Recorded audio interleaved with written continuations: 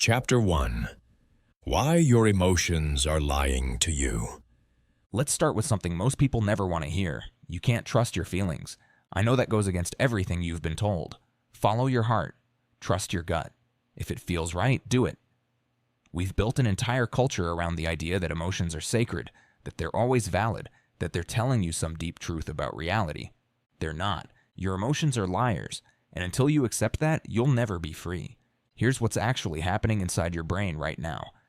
Every feeling you experience, every spike of anger, every wave of anxiety, every moment of fear is a chemical reaction. That's it. Cortisol, adrenaline, dopamine. These chemicals flood your system and create sensations that your brain then interprets as feelings. And here's the critical part. These systems were designed for survival, not success. Your ancestors needed fear to run from predators.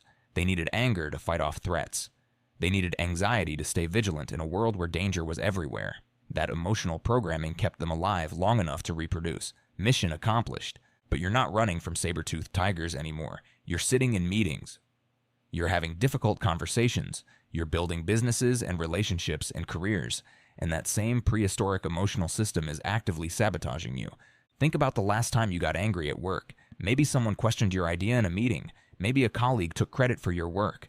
Your heart started racing. Your face got hot. You felt that surge of rage telling you to defend yourself, to attack back, to make them pay. That's your amygdala, the ancient part of your brain, interpreting criticism as a physical threat. It's responding the same way it would if someone threw a rock at your head. But nobody threw a rock. Someone just said words. Yet your body reacted like you were in mortal danger. Your emotions are treating every challenge like a life or death situation when it's not. And it gets worse. Your brain has something called a negativity bias. Scientists have studied this extensively. Your brain registers negative experiences at roughly 5 times the intensity of positive ones. 5 to 1. That means you're biologically programmed to catastrophize, to assume the worst, to see threats that don't exist. One person criticizes you and 5 people praise you, but you'll obsess over the criticism. You'll replay it in your mind. You'll build entire narratives around it. Why? Because your brain is scanning for danger, and it's finding it everywhere, even when it's not there. This is why you spiral. This is why you overreact. This is why you lie awake at 3 a.m., replaying a conversation from 6 months ago. Your emotions aren't giving you accurate information. They're giving you exaggerated, distorted, survival-based interpretations of reality. And here's the worst part. Every time you react emotionally, you're reinforcing the pattern. Your brain works on a principle called neuroplasticity. The pathways you use most become the pathways you use most easily. Think of it like walking through a forest. The first time you walk a new trail, you have to push through brush and branches. It's hard. But walk that same trail 100 times and it becomes a clear path. That's what's happening in your brain with emotional reactions. Every time you snap at someone, you're deepening the neural pathway that says, when I'm frustrated, I lash out. Every time you panic when something goes wrong, you're carving a channel that says, when there's uncertainty, I collapse. Every time you seek validation from others, you're building a highway that says, my worth comes from external approval. You are literally training yourself to be weaker with every emotional reaction. But here's the powerful part, the part most people never realize. If you can carve pathways through emotional reaction, you can carve new pathways through emotional detachment. That's what this entire book is about. Not suppressing your emotions, not pretending you don't feel, but recognizing that feelings are suggestions, not commands. They're data points. They're signals, but they don't get to make your decisions. Think about the most powerful person you've ever met. Maybe it's a CEO. Maybe it's a mentor. Maybe it's someone in your family. What did they have in common? They didn't react. They paused. They thought. They chose their response. When someone insulted them, they didn't explode. When something went wrong, they didn't panic. When they were afraid, they didn't run. They felt all of it, every bit of anger, fear, and frustration. But they didn't let those feelings drive the car. That's emotional detachment, and it's not a personality trait. It's not something you're born with or without. It's a skill, and like any skill, you can build it through practice. Starting today, I want you to practice something simple. Label your emotions. The next time you feel something intense, anger, fear, anxiety, whatever, don't identify with it. Don't say, I am angry. Instead say, I notice that I'm feeling anger. Do you see the difference? One makes you the emotion, the other makes you the observer of the emotion. I notice fear. I notice anxiety. I notice frustration. This tiny shift creates space between the feeling and your response. And in that space lives your power. Because here's what you need to understand. You are not your emotions. You are the consciousness that experiences emotions. You are the awareness behind the feeling. And when you realize that, truly realize it, you become untouchable. Your emotions can scream, they can rage, they can beg, but they can't control you. Not anymore. That's the key. Your emotions are ancient tools designed for a world that no longer exists. They're not bad. They're not wrong. They're just outdated.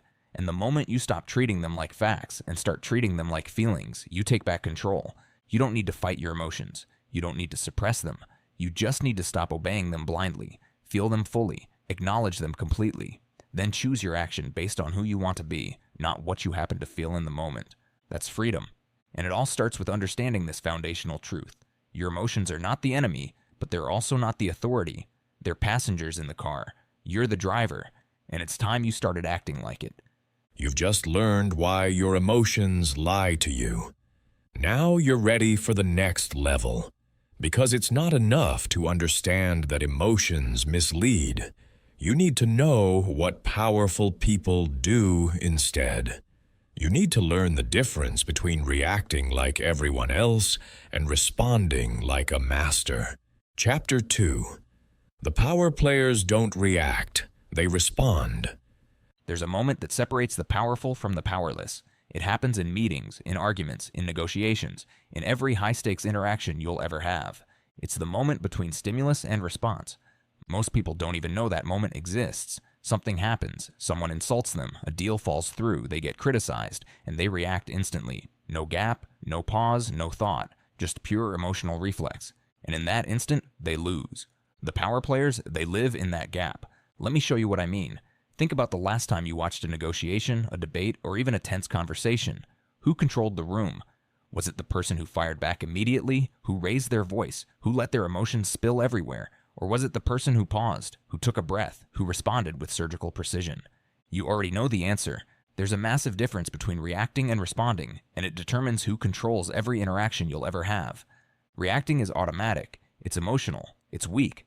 When you react, you're being controlled by external circumstances. Someone pushes your button and you perform exactly as programmed. They said something, so you exploded. They criticized you, so you defended. They ignored you, so you chased. You became predictable. And predictable people are easy to manipulate. Responding is different. Responding is deliberate, it's strategic, it's powerful. When you respond, you're operating from a place of choice. You've felt the emotion, the anger, the hurt, the frustration, but you've inserted a pause between feeling and action. In that pause, your prefrontal cortex comes online, the rational part of your brain, the part that thinks, plans, and executes with precision. That pause is everything. I'm going to give you a tool right now that will change your life if you use it. It's called the 10-second rule, and it's absurdly simple. When something triggers you, when someone says something that makes you want to snap back, when you get an email that makes your blood boil, when something happens that makes you want to react immediately, count to 10 before you do anything. Don't speak, don't type, don't act, just count. 1, 2, 3, 4, 5, 6, 7, 8, 9, 10. In those 10 seconds, something remarkable happens. Your amygdala, the emotional, reactive part of your brain, starts to calm down. The cortisol spike begins to level out, and your prefrontal cortex, the thinking brain, comes back online. You move from reaction to response. You have a choice. That's what those 10 seconds give you. Choice. Most people never experience choice in their emotional moments. They're on autopilot. Someone presses the button, they perform the programmed response. But with the 10-second rule, you interrupt the automation. You insert consciousness where there was only reflex. That's reaction. And if you follow that impulse, you lose. You look defensive. You look insecure. You look like someone who can't handle criticism. But if you pause, if you take those 10 seconds, something different happens. You notice the defensiveness. You feel it.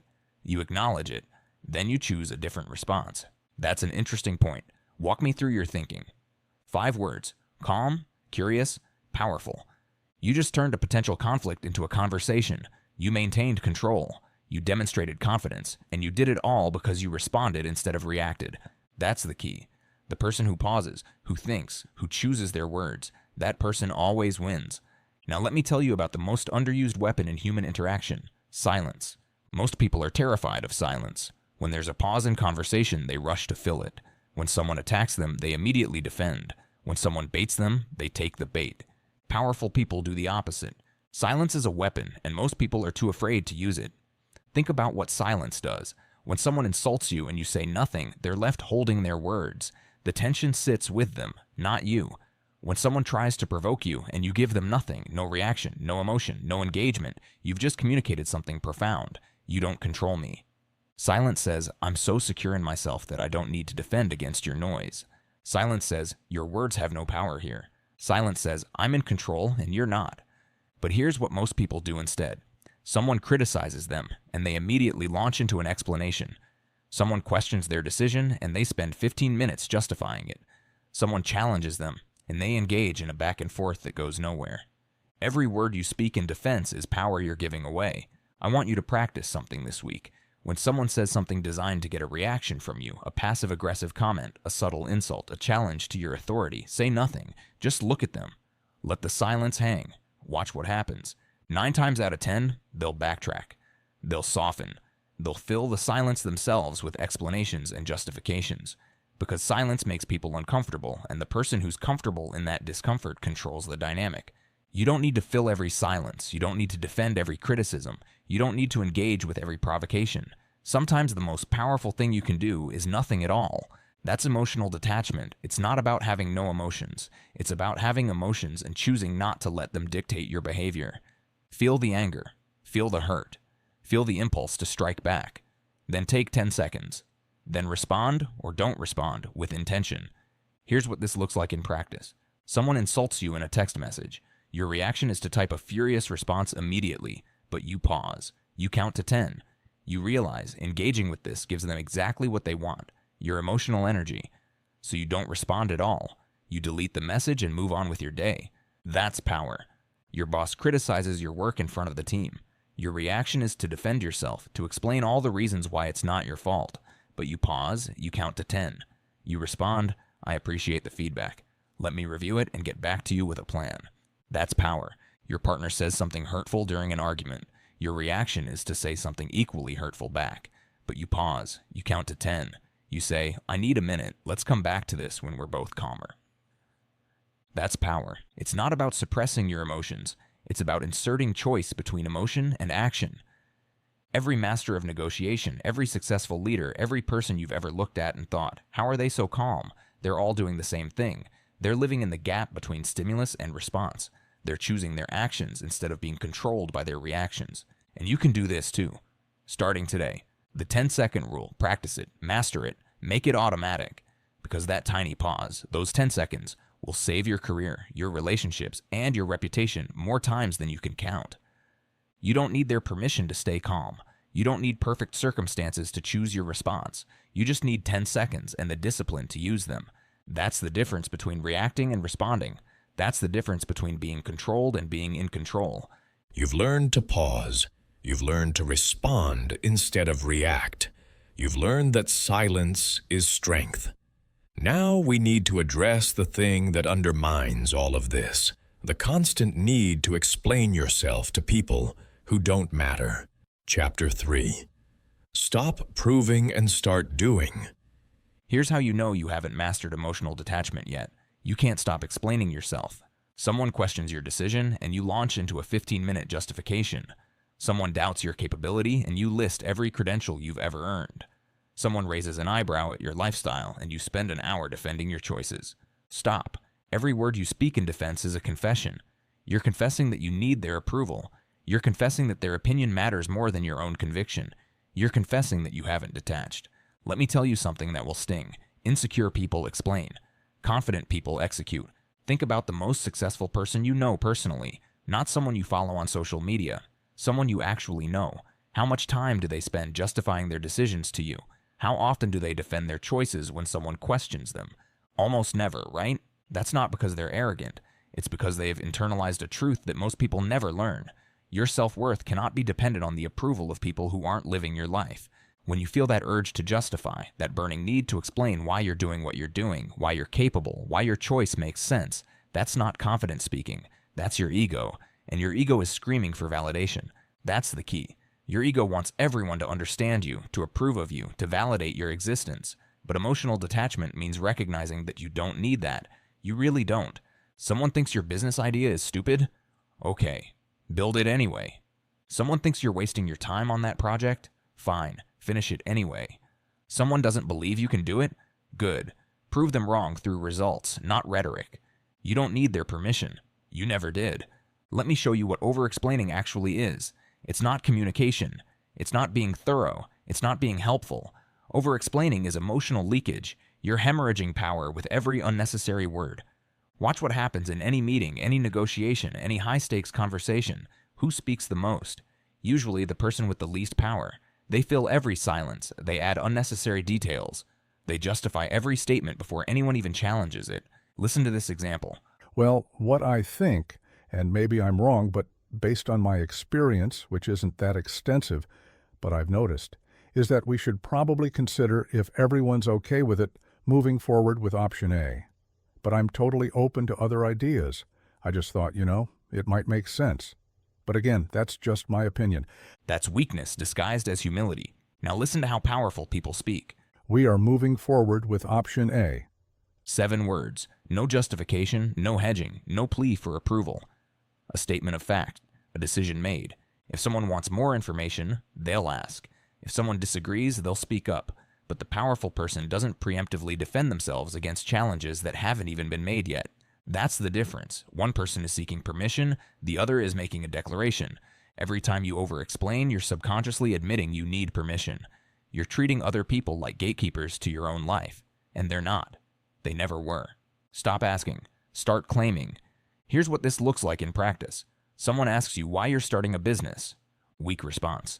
Well, I've always been really interested in entrepreneurship, and I've taken some courses, and I think I have some good ideas, and I know it's risky, but I've done a lot of research, and I really think it could work, I've been planning it for months, and I've talked to some people who think it's a good idea, so I thought I'd give it a shot.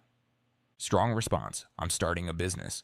Notice what's not there? No justification, no credentials listed, no defensive preempting of criticism, just a statement of fact.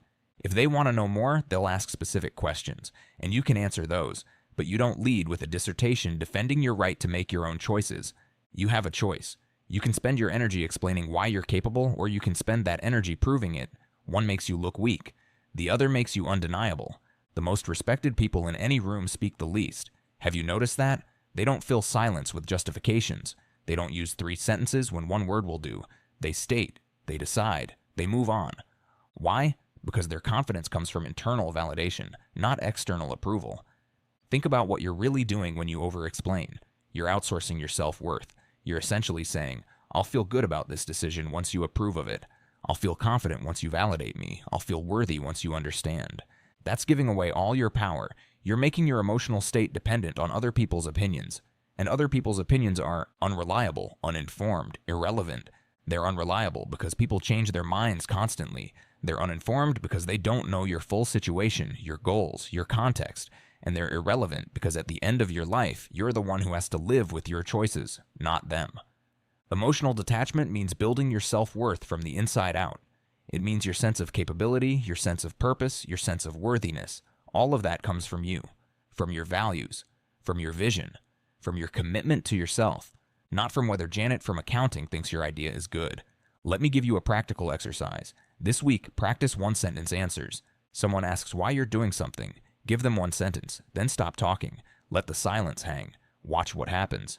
Why are you going back to school? To develop new skills. Why did you turn down that job offer? It wasn't the right fit. Why are you moving to a new city? New opportunities. 1 sentence, then silence. You don't owe anyone a TED Talk about your life choices. And here's what's fascinating. Most of the time, they won't even push back. Because your calm, confident brevity communicates something powerful. I'm secure in this decision. But let's say they do push back.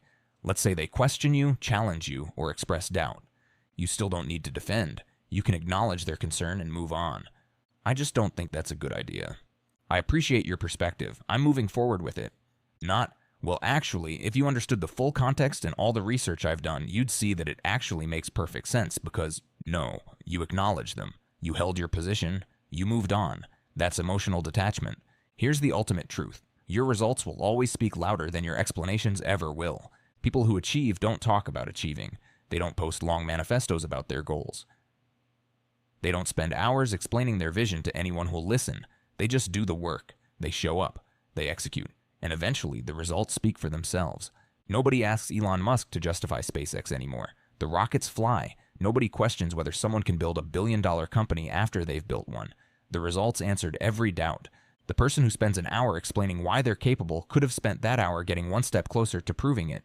That's the opportunity cost of constant justification. Every minute you spend defending is a minute you're not spending building. Emotional detachment redirects that defensive energy into productive action. Instead of managing everyone's perception of you, you're creating outcomes that make perception irrelevant.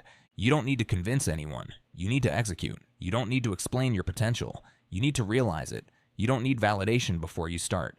You need results after you finish. That's the shift. From "let me tell you why I can do this" to "watch me do this." From "I hope you understand my decision" to "I've made my decision." From "do you think this will work" to "I'll find out." You have a choice. You can spend your life seeking approval from people who will never give it, or you can build something so undeniable that approval becomes irrelevant. Insecure people explain. Confident people execute. And emotionally detached people, they don't even register the need to do either. They simply act, aligned with their internal compass, indifferent to external judgment. That's freedom. You've learned to stop explaining. You've learned that your results are your real resume. Now we need to address the addiction that keeps most people trapped in emotional dependence. The desperate need for validation from people who don't even know you. Chapter 4. The Silent Cost of Seeking Validation. Let me ask you a question. How many times today have you checked to see if someone liked your post, responded to your message, or acknowledged something you did? Be honest, because every single time you checked, every time you refreshed that feed, every time you looked to see who viewed your story, every time you waited for someone to comment, you were outsourcing your emotional stability to strangers. That's what validation seeking actually is. It's not harmless. It's not just being social. It's you handing control of your emotional state to people who don't even know you exist, and it's destroying you. Social media has turned validation seeking into an addiction. This isn't metaphor, it's neuroscience. When you get a like, when you get a comment, when you get a share, your brain releases dopamine, the same neurochemical that cocaine triggers, the same reward system that keeps addicts hooked. Likes are digital drugs. And just like any drug, you need more and more to feel the same high. One like used to be enough. Then you needed 10. Then 100. Now you're posting things specifically engineered for engagement, not because you actually care about them, but because you need that hit. You've become a dopamine junkie, and the algorithm is your dealer. Here's what's happening to you physiologically. Every time you post something, you're creating an expectation. Your brain is anticipating validation. It's sitting there, waiting for the reward. And when that reward comes, ping, someone liked it, Gumauer. You get a surge of dopamine. You feel good. You feel seen. You feel validated. But when that reward doesn't come, when you post something and nobody engages, your brain experiences that as rejection, as failure, and you feel terrible. Your mood crashes. Your self-worth plummets. All because strangers on the internet didn't press a button. Think about how insane that is. Your emotional state, your sense of worthiness, your confidence, your happiness is being determined by whether people you've never met clicked a heart icon. You've given them complete control over how you feel about yourself. That's the opposite of emotional detachment. That's emotional dependence, and it's killing your ability to build anything real. Emotional detachment means unplugging from that feedback loop. It means building self-approval from within, not collecting it from outside. It means your sense of worth is non-negotiable, regardless of who's paying attention. Let me tell you something that will free you. Nobody is watching as closely as you think. You're worried about what everyone thinks of your choices, your posts, your life. You're constructing this elaborate performance, trying to impress this imaginary audience. But here's the truth. That audience doesn't exist. The people you're trying to impress are too busy seeking validation themselves. They're too worried about their own image to analyze yours. They're not sitting around thinking about you. They're thinking about themselves. Everyone is the main character in their own story. You're a side character at best.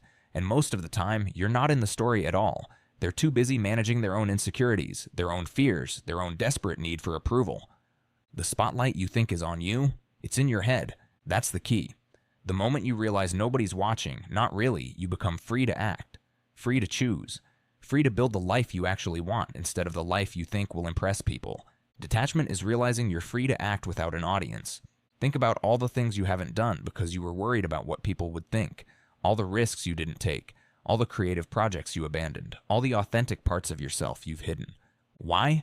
Because you were afraid of judgment from people who aren't even paying attention. Here's a practical exercise. Post something on social media, anything, and don't check it. Don't look at the likes. Don't read the comments. Don't track the views. Post it and walk away. Notice what happens inside you. You'll feel an itch, an urge, a compulsion to check. That's the addiction talking. That's your brain demanding its dopamine hit. Resist it. Let that post exist in the void. Don't measure its worth by engagement metrics. Let your worthiness stand independent of other people's reactions. If you can do that, if you can create without needing validation, you've just taken a massive step toward emotional freedom.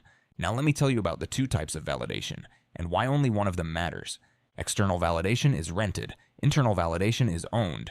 External validation is when you feel good, because someone else told you that you're good. You posted something, people liked it. Now you feel worthy. You accomplished something, people praised you. Now you feel capable. You showed up, people noticed. Now you feel valuable. But here's the problem. You have to keep paying rent. You have to keep performing. You have to keep seeking approval. Because the moment that external validation stops, you collapse. You're only as confident as your last compliment. You're only as worthy as your last achievement that someone acknowledged. You're only as valuable as your most recent validation hit. That's not confidence, that's dependence. Internal validation is different. Internal validation is when your sense of worth comes from you, from your values, from your integrity, from the alignment between who you are and who you're becoming. Nobody has to notice. Nobody has to approve. Nobody has to validate. You know you're on the right path because you're living according to your standards, not theirs. That's the only kind of confidence that lasts. Because it can't be taken away. Someone can criticize you. Your internal validation stays intact. Someone can ignore you. Your internal validation doesn't waver. Someone can reject you. Your internal validation remains solid. True confidence comes from self-validation, and it's the only kind that can't be taken away. Let me paint you a picture of what this looks like in practice. Two people work on creative projects. Person A posts every update, every milestone, every piece of progress. They're constantly checking engagement, reading comments, adjusting their work based on what gets the most likes. Their motivation is directly tied to external response. When people engage, they feel inspired. When people don't, they feel discouraged. Person B creates in silence. They work on their project for months without posting a single update. They're not doing it for likes. They're not doing it for comments. They're doing it because the work itself matters to them. Their motivation is internal. It doesn't fluctuate based on other people's reactions because other people's reactions are irrelevant. Who do you think finishes their project? Who do you think creates something meaningful? Who do you think builds something that actually lasts? Person B, every single time. Because person A is addicted to the feedback. They're not creating, they're performing. And the moment the audience stops clapping, they stop creating. Person B is free, they're detached. They're creating from a place of intrinsic motivation, not external validation. That's the power of emotional detachment. You don't need their applause. You don't need their reassurance. You don't need their approval. You need your own. When you can sit in a room alone, no phone, no notifications, no external validation, and feel complete, that's when you've mastered emotional detachment. That's when you become unshakable. Because your worth isn't tied to whether someone double-tapped your photo. Your value isn't determined by whether someone left a comment. Your significance doesn't depend on whether anyone noticed. You are enough right now with zero validation from anyone. That's the truth you need to internalize. Here's your challenge for this week. Take a 48-hour break from seeking any form of validation. No checking likes, no fishing for compliments, no posting things to see how people react. Create something, do something, accomplish something, and keep it to yourself. Notice how hard that is. Notice the withdrawal symptoms. Notice how desperately you want to share, to show, to get that hit of external approval. Then notice something else. You're still you. Your worth didn't change. Your capability didn't diminish. Your value didn't decrease. All that changed was your access to external validation, and you survived just fine without it. You have a choice. You can continue to rent your confidence from other people, constantly performing, constantly seeking, constantly needing more, or you can own it. You can build it from within. You can become someone whose sense of self is so solid that external validation becomes irrelevant. It's not about never receiving validation. It's about not needing it. There's a massive difference between enjoying approval and depending on it. You've learned to stop seeking validation from strangers. You've learned that true confidence is self-generated. Now we need to address the people who drain that confidence on a daily basis, the toxic relationships that keep you emotionally dependent. Chapter 5.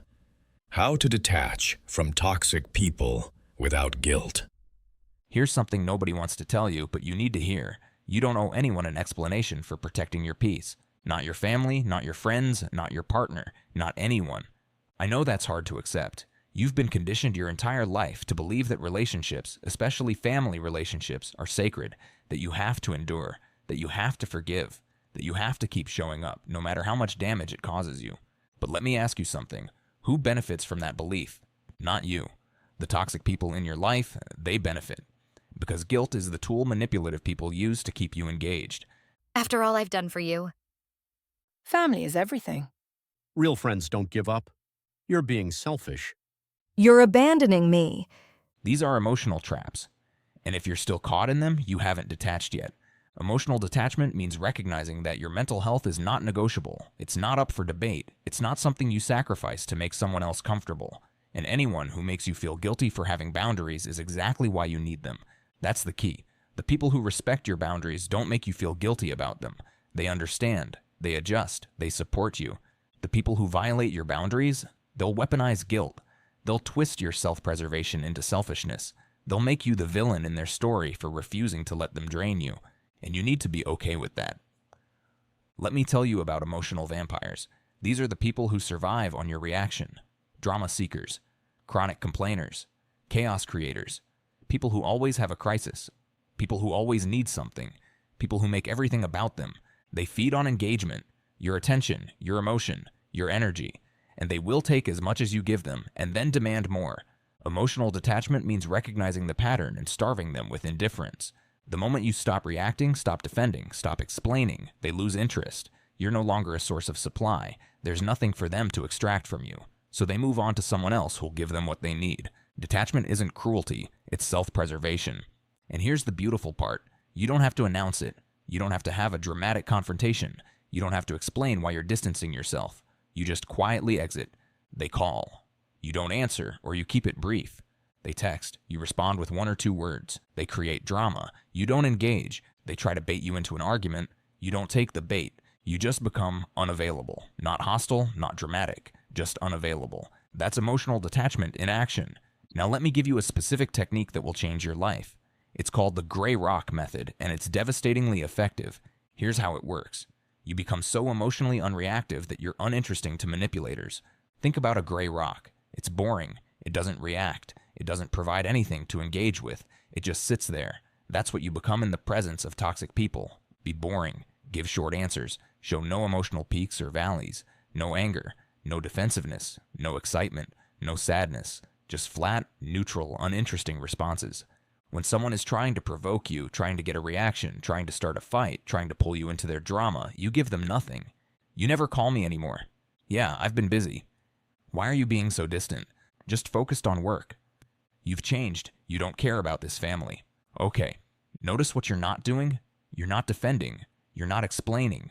You're not engaging with the emotional manipulation. You're just existing. Like a gray rock. When there's nothing to grab onto, nothing to exploit, nothing to extract, toxic people naturally drift away. They need fuel. You're not providing it. So they go find someone who will. That's the power of emotional detachment. This technique works everywhere. Abusive relationships, workplace conflicts, family drama, toxic friendships. Anywhere someone is trying to provoke you, control you, or manipulate you. You become invisible to predators because predators need a reaction. They need vulnerability. They need an opening. And you're not giving them one. Let me address the guilt because I know it's there. I know you're thinking, but what if they really need me? What if I'm being cruel? What if I'm the problem? Let me be very clear. If someone makes you feel worse every time you interact with them, you are not the problem. If you dread their calls, if you feel exhausted after seeing them, if they consistently violate your boundaries, if they make everything about them, if they never take responsibility, if they drain your energy and give nothing back, you are not obligated to maintain that relationship. I don't care if they're family. I don't care if you've been friends for 20 years. I don't care if they mean well. I don't care if they're going through a hard time. You have a choice. You can continue to sacrifice your mental health to make them comfortable, or you can protect yourself. And protecting yourself is not selfish.